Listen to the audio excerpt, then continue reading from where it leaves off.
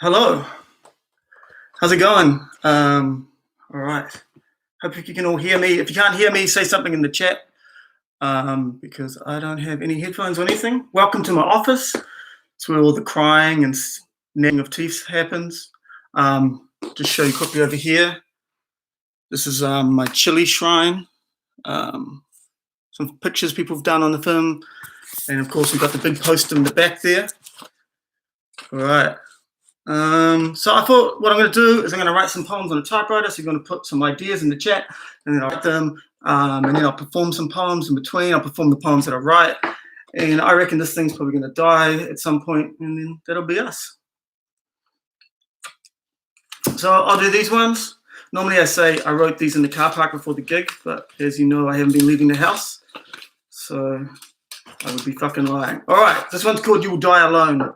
Downloaded Tinder, accidentally super liked someone, deleted Tinder. This one's called Stupid Idea Number 1. My favorite people are gatekeepers. Hello, my name's Mr. Fuckhead. No money for you. You misspelled desperate on your funding application. Stupid idea number 2. In an interview, I got asked if I did my master's in creative writing. No, but I committed benefit fraud so I could lie in bed reading books all day. This one's called Rich People Can't Make Art. And lastly, stupid ideas number 3. I don't want to be rich. I just want the violent overthrow of the ruling class leading to an egalitarian society where I can smoke weed and write poems about my dog all day without being judged. All right. Speaking of which, a poem about a cat and a poem about a dog. All right. Fucking cats. I don't understand why people like them. Cats. I don't know how exciting it's going to be watching me type this, but the guy who in love with his case manager. All right. Cats.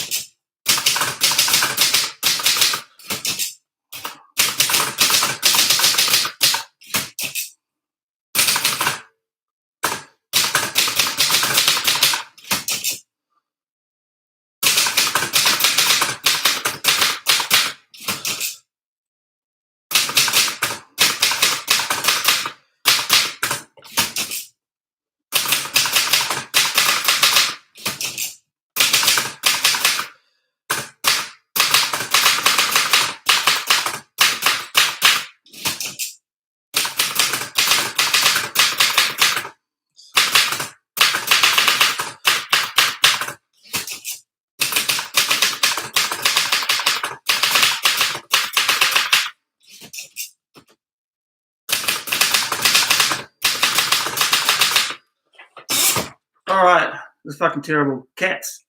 There's only like 2 good cats in the world. One is Stanley, who I live with, who beats up dogs and only eats fancy treats. The other cat's called Big Pete. He's the size of a small lion. Mancoon, I think they're called. Sorry, this poem sucks. There you go. Fuck, they're coming in thick and fast now. A poem about cyphernetic. I don't know how he's doing. Oh, jeez. A poem. Tom says hi. Hey, Tom.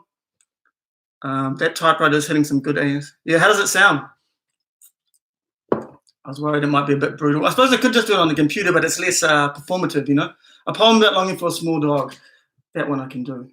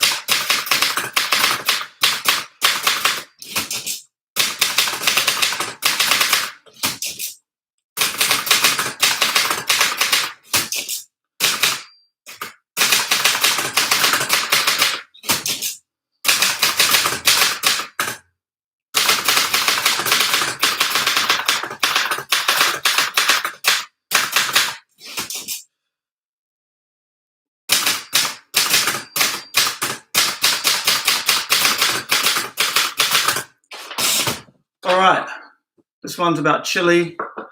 I knew when he left that it would be some time before I saw my love again. I feel like I've lost a part of me, admittedly a small part with fleas and a terrible attitude to life, but still. He's in Raglan, growling at children, refusing to eat his anti-anxiety food, and part of me wants to break the curfew, run down there, steal him back, dodging the cops, while he's barking and pissing in the back seat. COVID-19 fugitives of love. Can you also pretty please write one about a ginger-haired real estate agent that is going online spiritual guru by night? All good if not. I'll see what I can do. Big Pete. All right. Do you guys want to hear another poem? It's really quite different performing to the computer. I'm not going to lie. I'm not used to it yet, but we'll get there. Actually, I'll do some brand new poems. I've written a couple ones about our current situation. This one's called Plague. And all it took was a plague to show us the money was bad magic, origami wealth, counted by creatures you wouldn't trust to pet your dog. A plague to kill the spectacle, turning the world midnight, Sunday, Dargaville, walk in an empty supermarket, asking yourself why you wasted a life trying to impress your phone. A plague polishing the skies and oceans spotless, spitting phlegm from the collective smoker's lung, captains of sinking industry, sleeping in South Island sheep stations. But tell me again we are helpless, and I'll throw my mask in the air, laughing like God when he's pissed. A plague to show us we're smarter than our boss, that they need us more than we need them, that low-skilled worker is a slur, that our labor's worth more than we ever imagined, and anyone can end up at MSD pleading their case to some professional arsehole. 10 reasons I don't deserve to be homeless in interpretive dance. A plague to teach us we're nothing without each other, money, property, status, distraction from the gossip of our dreams. And tonight, all the world alone, staring out the windows in our palm, and it's true, the past is a library of grief, but the future isn't copyrighted. So let us isolate ourselves from their broken heart normal, and I don't need to touch you to know you're here with me watching history happen. Can you write one about a firefighter called Louis? All right.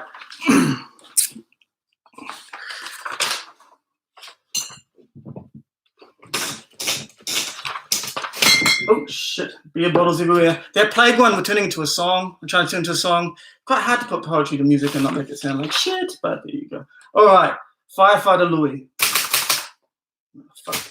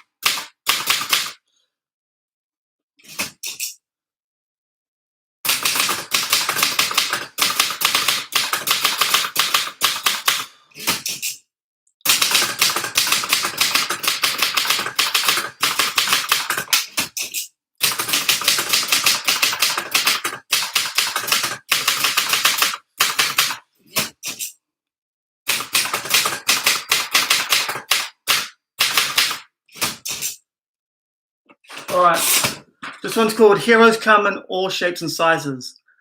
Some people are like heroes. They go out and save 10 lives before breakfast. And others of us, right about the time our landlord made us move out of the rat-infested shithole with only 2 weeks' notice, and it was really stressful, and I had to spend the money I was saving to buy a PlayStation on a moving truck. You write one about a feral black chicken. Plague one was powerful. Thank you. I'll do the other one I've written about the old coronavirus. It's called The Days. Hold on, let's put this paper in here. I'm getting chaotic. Poems everywhere. All right, The Days. Now the days are unemployed, they turn up at lunch, don't even bother to introduce themselves, face masks and track pants.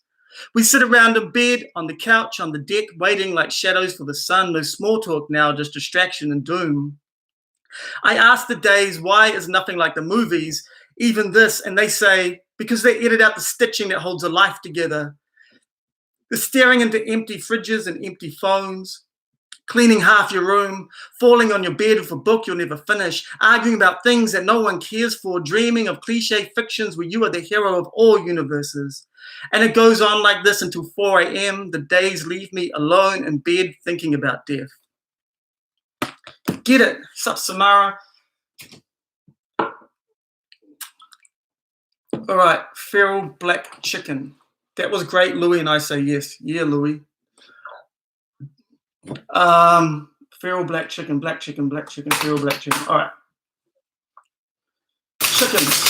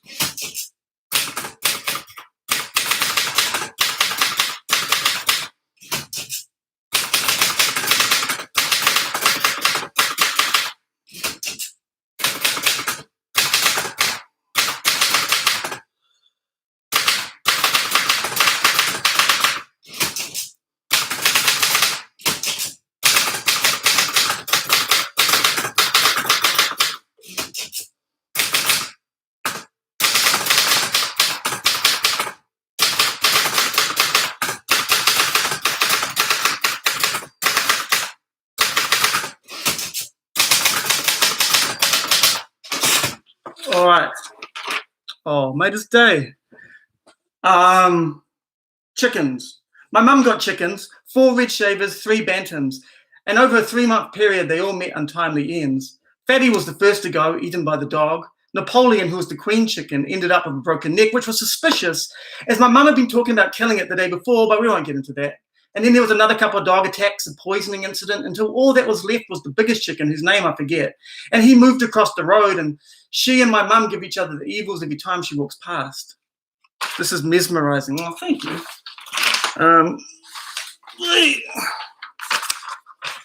All right.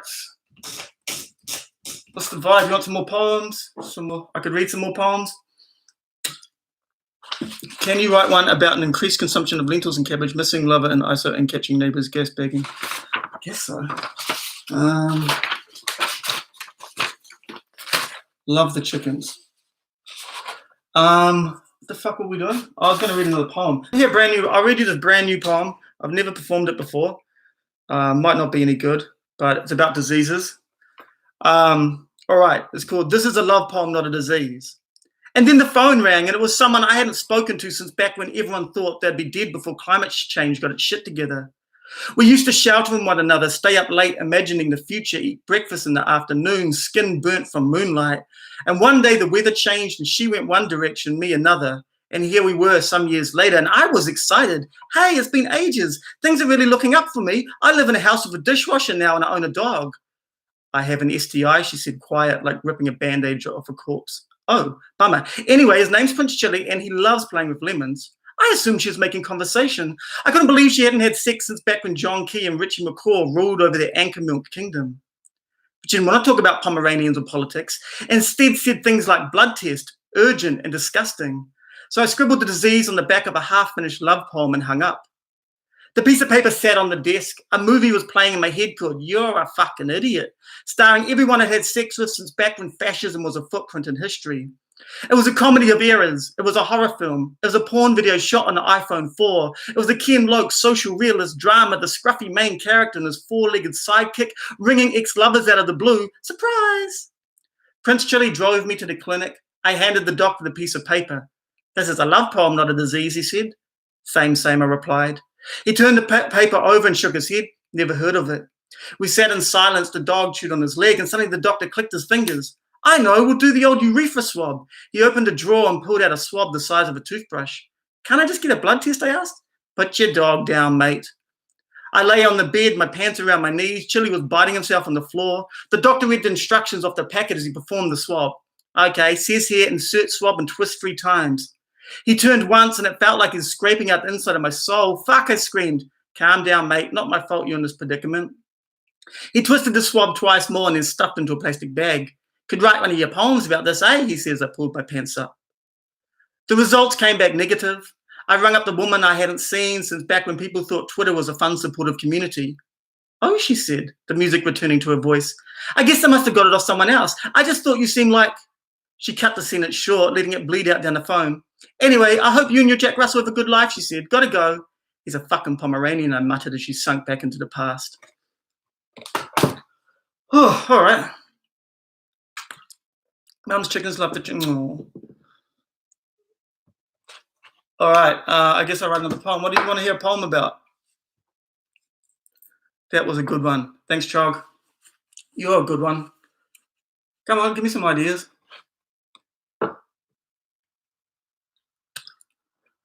This is quality viewing. Can you write about my black cat possum who's allergic to everything? She cleans herself all over until she's bored. All right. Boarding cats, you reckon? All right.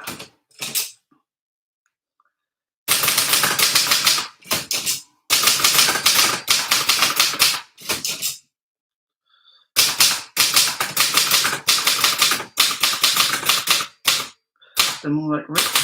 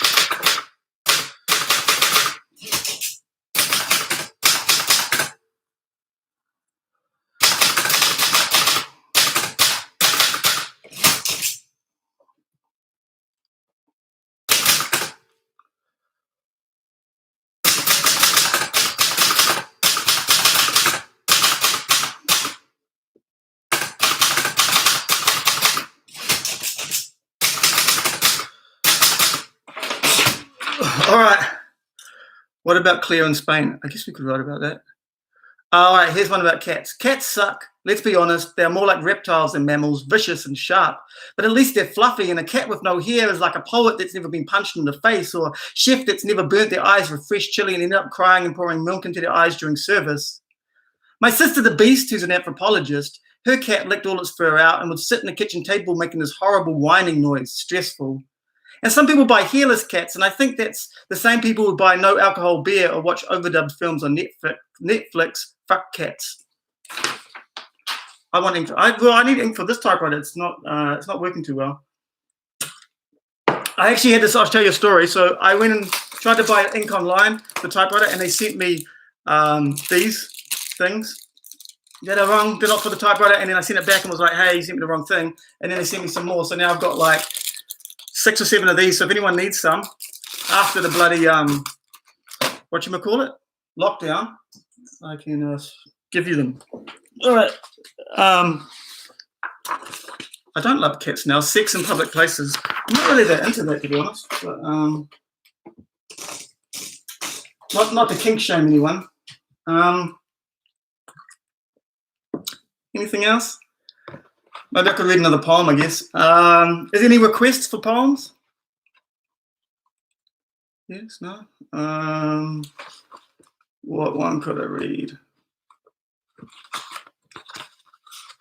Todd. Write a poem about sweet Todd. Yeah, I suppose I could. I was going to read the Kill Your Landlord poem. Trying to think of a good topic. Channing Tatum, Dunedin one. All right, we'll do the Dunedin one. How about a poem about working hospital through a fucking pandemic lockdown? Oh, that'd be horrible. Write about deserted shopping malls. All right. I'll do the Dunedin one, and then I'll try and do some of these. Having sex with a face mask on. All right. Okay, sorry, look, I've got to concentrate. All right, Tinder and Dunedin. I think the worst part about a zombie apocalypse is that I know I'll end up having sex with a zombie. I'll hold out for a month or so, but sooner or later, drunk on the turnip vodka, will be making an empty paint tins. I head into the night, screaming confessions at the moon. Come morning, I'm naked in the arms of a zombie, and I don't even know their middle name. The regret's unbearable, hungover, running for my life. The other survivors are also judgy, shaking their heads while we hide out in a ramsacked Farrow Fresh. Jesus, Dominic, it's basically necrophilia. Don't slut shame me, I yell, beating a yuppie zombie to death with a jar of sauerkraut. And I swear to myself it won't happen again. But a couple of nights later, our campers overrun, and amongst the death and violence, a particularly sexy zombie grabs me. Just before they bite my head off, our eyes lock, and amongst the chaos, time exhales. We kiss, and before you can say poor impulse control, we're fucking in a ditch while the rest of the survivors are eaten alive. Next morning, my companions are dead. I spend the day with my new lover, strolling through the ruins of the city. I read them the poem I'm writing, and they eat rats out of the sewer, and sure, they're not vegan, and sure, they smell like rotting sausages, and sure, the only word they know is brains. But as the end of civilization, you have to lower your standards somewhat. The apocalypse is a lot like Tinder and Dunedin. We end up in a relationship of sorts. I start luring in humans so they can eat them. Help, the sexy zombie's trying to kill me. Lol. And they teach me how to love myself for who I am. But after a few weeks, my ADHD heart itches. I long to talk of things other than rat meat. And they're tiring of my shitty poetry. It's only a matter of time before they rip my stomach open like a soggy dumpling, eat my insides with their filthy zombie fingers. I decide to try and make my way to Tai Happy, the last remaining outpost of human civilization in the world. In the middle of the night, I slip away from the burnt-out Toyota Corolla we call home and begin following State Highway 1 down the country. Bodies litter the roads. I search gas stations for food and sleep in fields. Days limp by without seeing another living being, and then just outside Tai Happy, my lover catches up to me. Standing in the middle of the road, we argue, cry, hold each other, and eventually make up. I take their rotting hand and walk into the gumboot capital of New Zealand, where I trick the last remaining humans into opening the gates and watch smiling as my true love eats them all alive. Whew. All right. A poem sent to my PhD supervisor because I've done fuck all in a few months because of AS.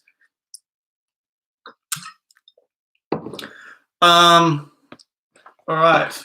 What the fuck am I doing? A poem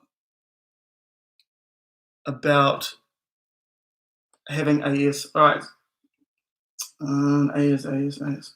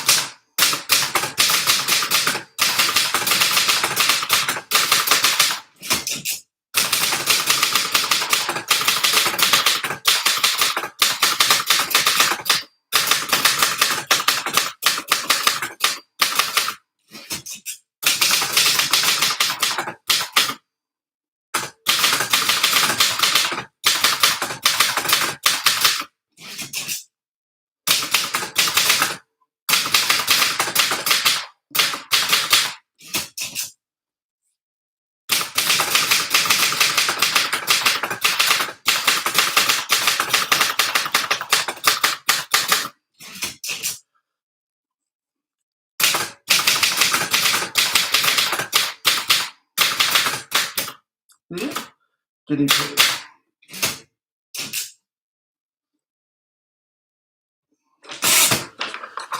All right.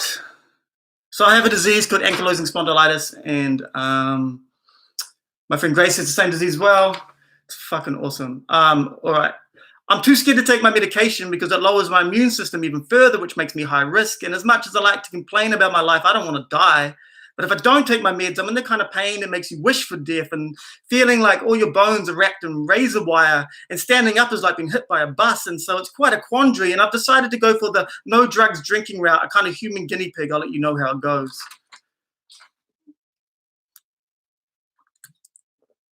That's so relevant. I have a Skype date tonight after you have kids. Can you write something to get me through?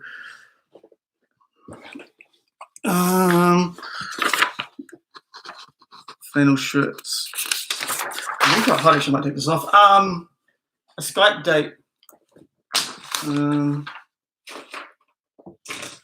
All right.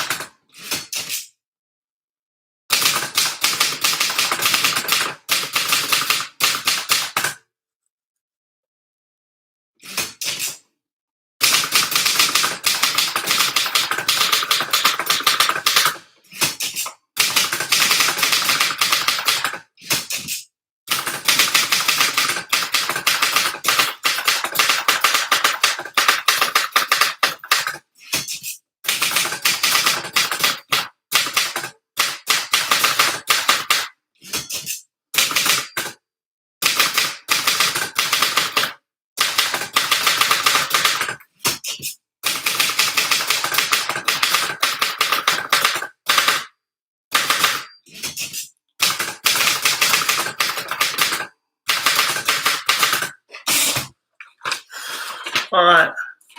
So I have a health condition. No, it's fine. I'm just having a whinge. All right.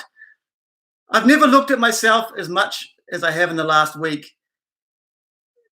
Even if we're on Zoom talking about how we're going to continue working, if half the world dies, I find myself doing my hair or rearranging my animal collection or hoping for a power cut, because you don't need to see me to have a meeting. And I promise I'm not doing anything interesting. And plus then I can't ignore you and scroll through Instagram looking at the lives of people I neither know nor love. Speaking of my animal collection, I'll just show you. So this is one that I made myself. I'll just move that light so you can see him better. I made this one. I tried to give it to one of the rangatahi that I work with, but he said no. And I've got two brass pigs. There's this one, and this one I've done a little modification onto. You can buy my latest poetry book. I'll put up the thing here for you. Headbirdbooks.com. Also, I put a thing you can donate. I put my bank account in the thing if you want to donate. It's awesome. If you don't, I totally understand, because this is whatever. This is a little pig, but it's a whistle, so you blow into his ass.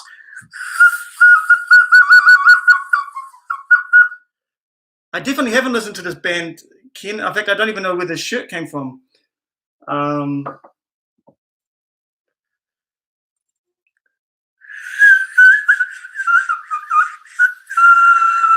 So this is I think it's a monkey.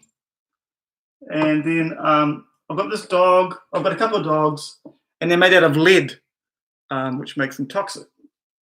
But I suppose we've all got bigger fish to fry right now. And then last of all, my prized possession, Esteban, who's come all the way from the Dominican Republic. Did the government pay you some subsidy? Not yet. All right, Ken, I'll write you your bloody poem.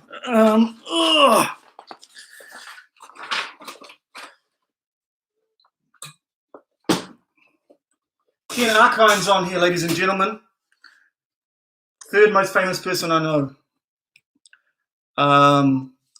Yeah, isn't Esteban cool? Oh, look, I'm bringing him back. Why don't I put him here while I'm doing my thing so you can, there's probably as much as you're going to see of Esteban. But he'll just keep watching on you bastards while I write this t-shirt.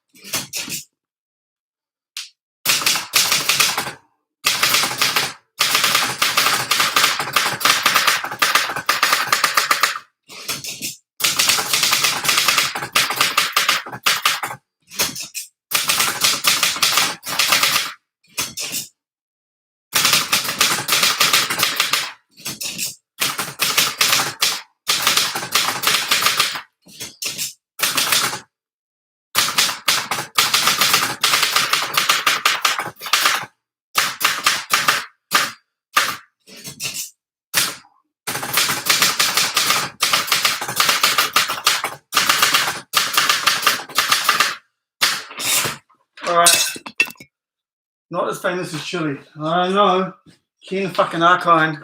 It's a name that rings out. Tell you about Esteban. All right, before I read the poem. So Esteban, Christina was in the Dominican Republic in where she works saving orphans. And one of the orphans had made this and she said, oh my God, can I have it? And the orphan was bemused because I suppose that he didn't think that this was that amazing, even though it might be the best thing in the world. And so Christina got it, and then she had to smuggle it back into the country though, because it's contraband. Obviously, something this beautiful would never be allowed to leave the Dominican Republic legally. So yeah, so she had to sneak it into the country, and she almost got caught, but she made it in, and then gave it to me as a gift. All right. Anyway, here's the poem I wrote about t-shirts. This is actually not about this t-shirt; it's about another t-shirt. I have no idea where this t-shirt came from. I stole San's t-shirt. I didn't mean to. It wasn't like I planned it. I just ended up wearing it home. And now it's the best t-shirt I own, and I own a lot of t-shirts. I've never made the move to a button-up shirt, even though I'm old. I always feel like I'm going to court. Anyway, now I have the best t-shirt in the world. And whenever I wear it, and San's there, people will say, I love that t-shirt, and run their hands along the fabric, a single tear rolling down San's cheek. I'm going to open another beer.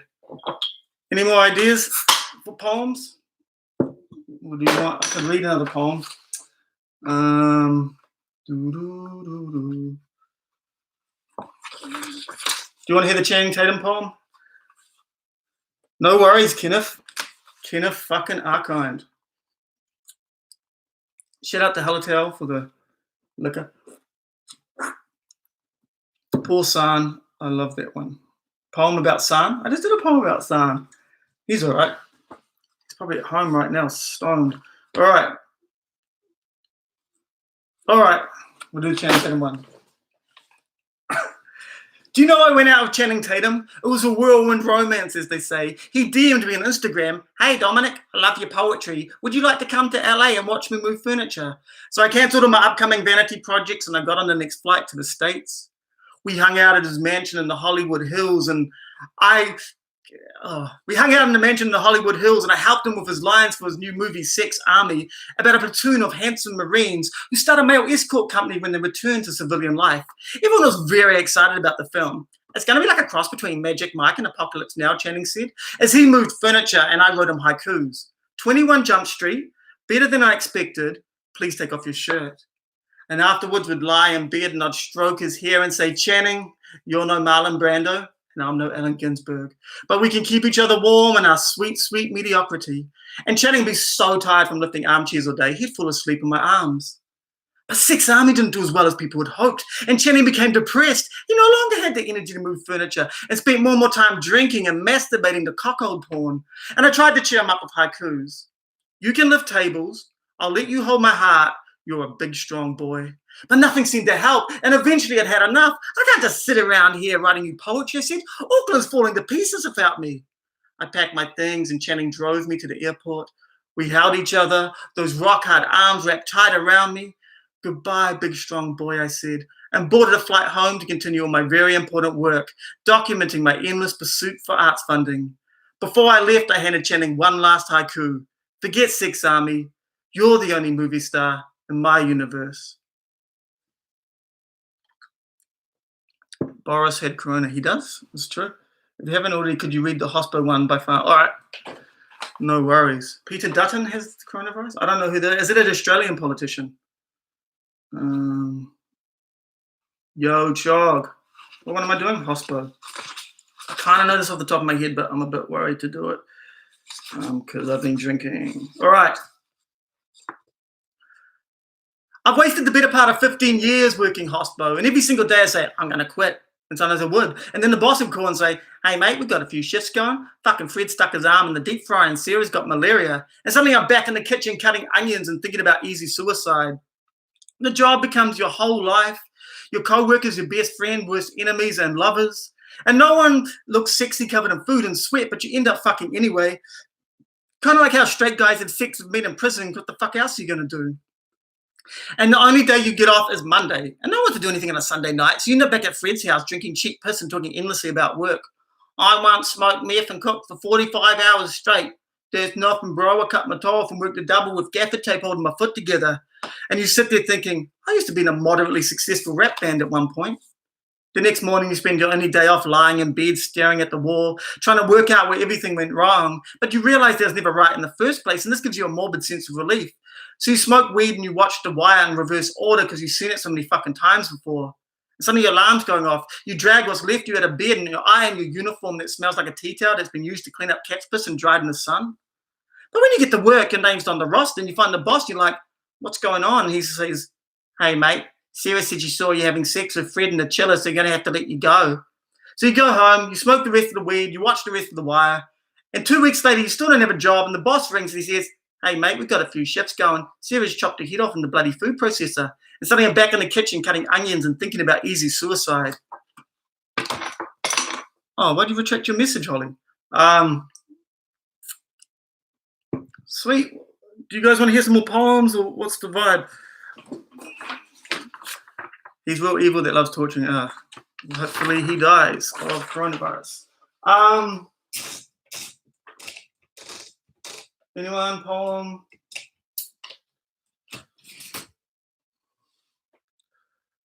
No worries, bro. Yes, that was about to suggest hospice, so shot for that. No worries. What about zombie apocalypse poem? I just did that poem. Shit. Oh, God, I just put beer everywhere. Oh, never mind. Yeah, I literally just did that poem. Can you read? Your kids are fine. All right.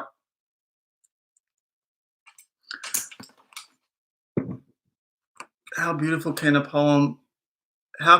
Beautiful can I get a poem about dead birds? All right, Mo. What was I going to do? The whole thing of showing no because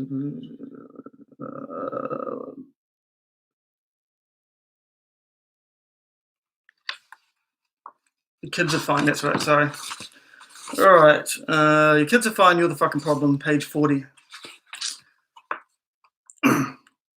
All right, so this is a bit of a preamble I usually do live. I say, sometimes people email me and they say, do you want to play at my party? And I say, yes. And they say, there's going to be children there, so can you not do any of your poems? And then I say, this is one of those emails, but of course, it's not now because it's in a book. I used to read off a phone.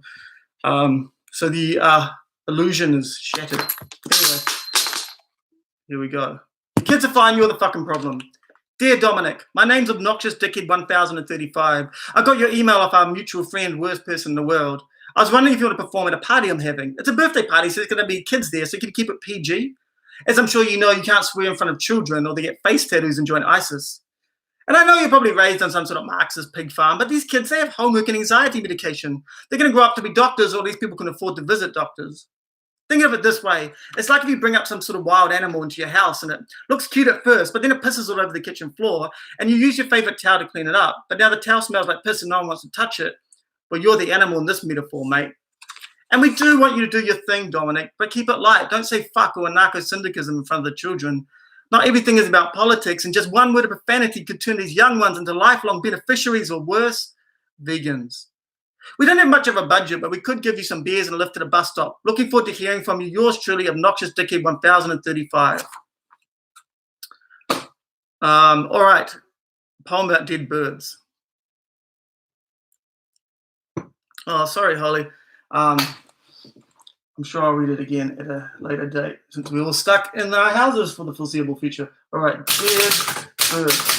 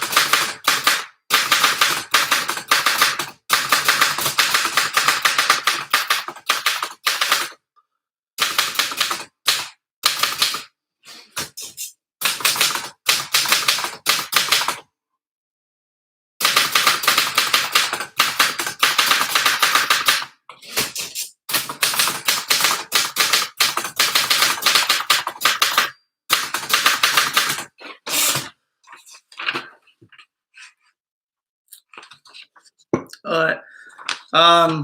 Dead birds. Do you want to know the worst thing that I've done? I was 11 and me and Elise were walking home from Pasadena Intermediate, the second worst school I ever attended. And we found a dead bird on the footpath just lying there. And Elise was like, we should squash it with that rock.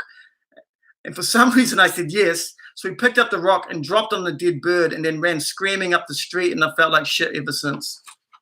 There you go, Mo. Just for you.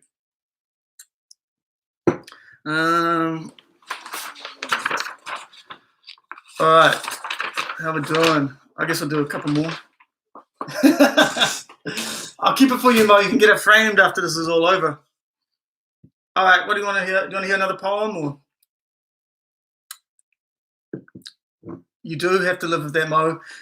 I don't want to live with that alone. It still haunts me. Yeah, you made your bed, Mo. Poem about phone addiction. Write something. Oh, all right. What happened to Elise? I don't know. I've always wondered. I'd like to see him again.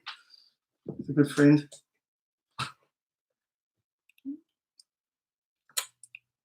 He used to beat up the bullies that would bully me because he was a giant. What was it? Phone addiction.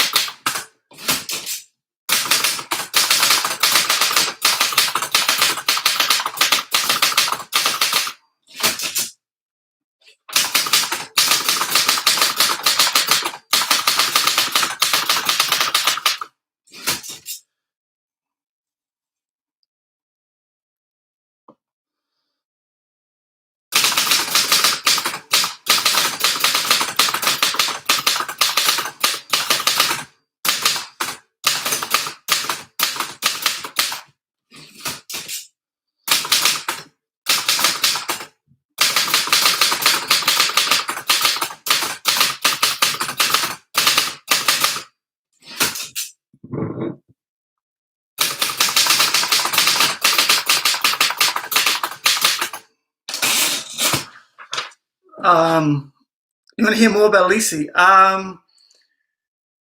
What else about Lisi? He, I don't know, he's very friendly.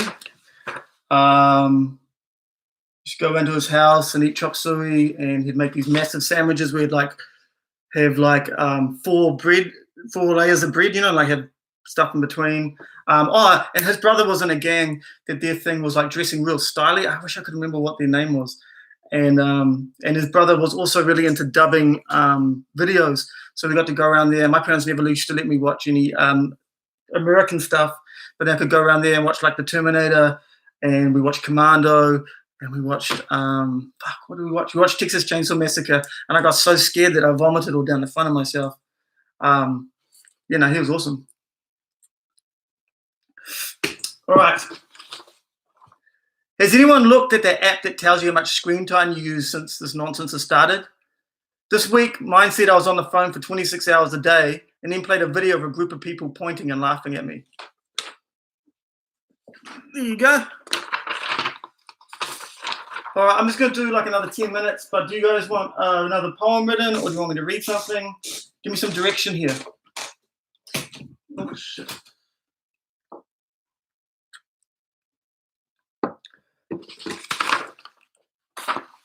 I wonder if I've got anything else new that I could read.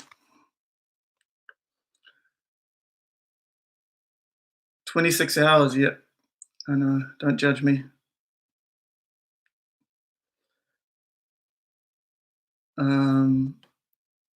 Louise says Bunnings. All right. Bunnings.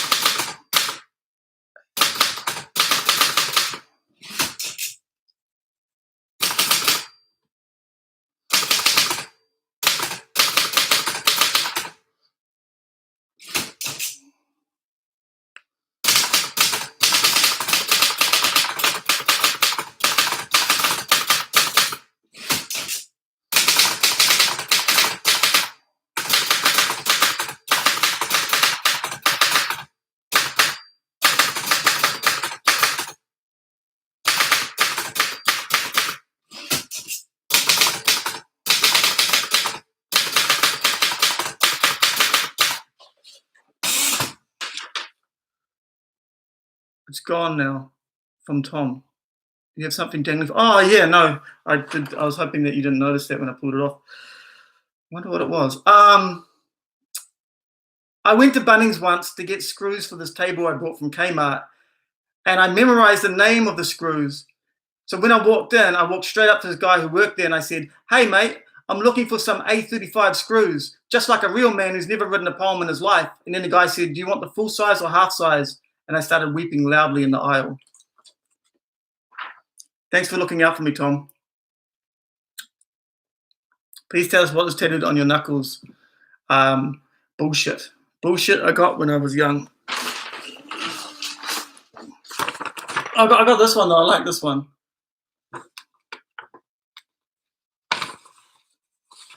All right. Anything else?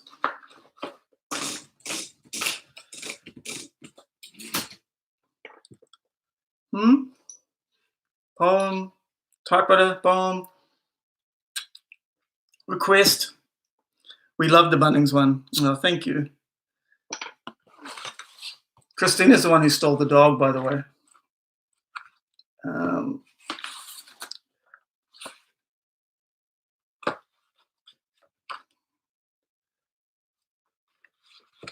Do you want to hear one making fun of people that work in advertising? Formidable piles of recycling. Formidable piles of recycling. I don't know if I can make that exciting, to be honest. Not that these have all been exciting, but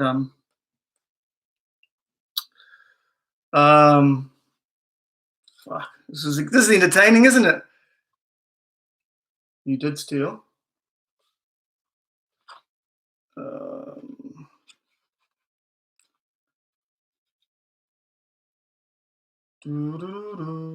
I'll read this one. I quite like this one. It's more of a page poem, per se. I'll read this and then maybe give me an idea for another poem to write, and then I guess we'll get out of here. No, you did steal the dog. You've stolen him. That's why you have him. All right. Treasure maps, love letters, and ransom notes. Getting tattooed in the shop window, reading poems for Art Week, words I wrote in the eye of a cyclone 4 years previous, the needle drumming my skin, thinking selfies in a car crash, dog bites and public sex, performing last Saturday to a handful of drunks, slipping through my fingers, kicking worn soles at night shift guards, defeated I walk off stage, drink myself dumb, talk in circles to my words for giddy, and I sit in a taxi mute and alone. Getting tattooed in a shop window, reading poems for Art Week. The city's breath stinks of toothpaste and booze. The rain's been spitting at the night for hours. Everyone stopped pretending they got somewhere important to be. Josh in a balaclava. Me wearing the yellow shorts I bought in Manhattan for $10. My one extravagance. I wore them to the MoMA, staring at all that priceless madness. Getting tattooed in a shop window, reading poems for Art Week or Idiot Month or Dickhead Tuesday. One endless sigh drifting out my mouth like smoke. No piece of paper to certify my dreams. I just kept on turning up until I learned the words, because I never wanted to confuse anyone. Just make you feel the same as me for a few minutes. A complicated party trick like backflips or beatboxing something free that makes you exist. Getting tattooed in a shop window, reading poems for Art Week, painting myself with my own blood to cure my invisibility sickness. I don't even know if I like art. It makes me feel poor and stupid. At school, we're taught to keep our voices quiet as our dreams. Then I met people who'd worn the same smile their entire lives, and I realized some people have careers and educations. Others clutch shopping lists of stupid mistakes, but we all end up at the same hospitals and parties.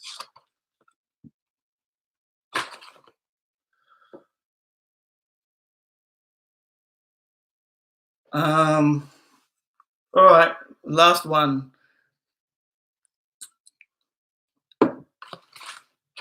Whammy bar. All right.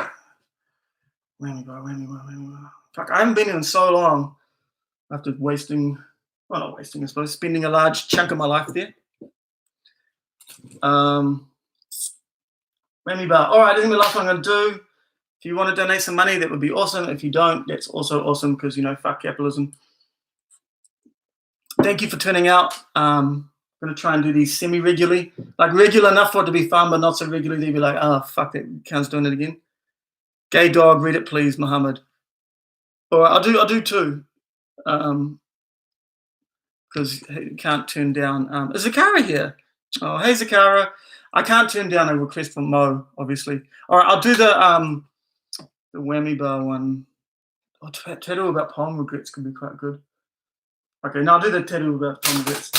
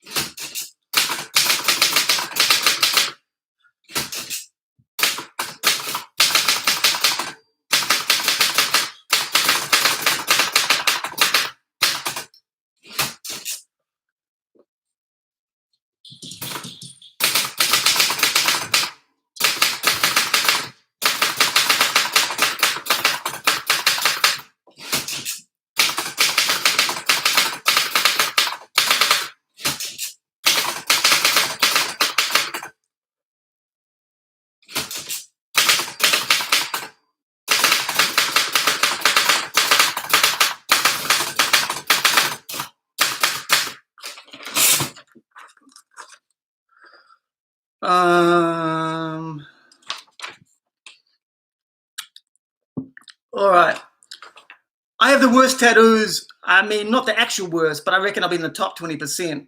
I got a flaming city on my left leg with graffiti writing because drugs, and I have Tourette's massive across my chest and more 90s graffiti on my back. I got a Hawaiian sleeve and this fucking monstrosity on my right arm, aliens and mushrooms fighting each other on my shoulder. And I guess the lesson here, if there is a lesson, is don't get wasted and get tattooed in the 90s. All right, this is the last one I'm going to do. It's called Gay Dog. It's about Prince Chile. You see in the background there. If you do buy a book, I'll chuck in a photo of Chile. I'll show you the photo. Got a few of these left from my play. Well, it wasn't really a play, was it? It was, if you imagine this, but me standing up. All right. So last year, we got a second-hand Pomeranian from the rescue centre out in South Auckland. His former owners had mistreated him. His fur was matted. His teeth were rotten. He was afraid of life. And despite all of this, we love him. He's like an angel with fleas warming the pieces of my broken heart. My dog, he looks at me with eyes like black pebbles staring out of the sun, and I grab him and I hold him aloft and say, you made me forget that I had shit for bones and more debts than I can ever repay, and my life is a series of stupid mistakes, and I'm too old now for any of this shit to be charming. And my dog, he smiles at me because he understands, and we are such good friends. My dog, he's like a celebrity. When we go out, people want to stop us and pat him and take his photo and tell him all their secrets, but I have to warn them, he's had a hard life, so he might bite you, but he's only got one good tooth, so it probably won't hurt. But sometimes when I'm walking, people will laugh and point and say, gay dog, mate, or that's not a real dog. Yes, it is, I tell them. Can't afford no robot dog. Look, he just did a shit on your lawn. Plus, he's got no balls, so I don't think he can be straight or gay. I mean, maybe in his thoughts, but I'm not an expert on dog sexuality, if I'm being honest with you. When we first got him, he did bite me and start humping me furiously, but I'm pretty sure that was just anxiety. But then I started thinking that maybe the guy in the supermarket with meat pie in the front of his All Blacks jersey, or the man in the park with a face like soggy white bread, maybe they've had a hard life too. And maybe they have more in common with my dog than they realize.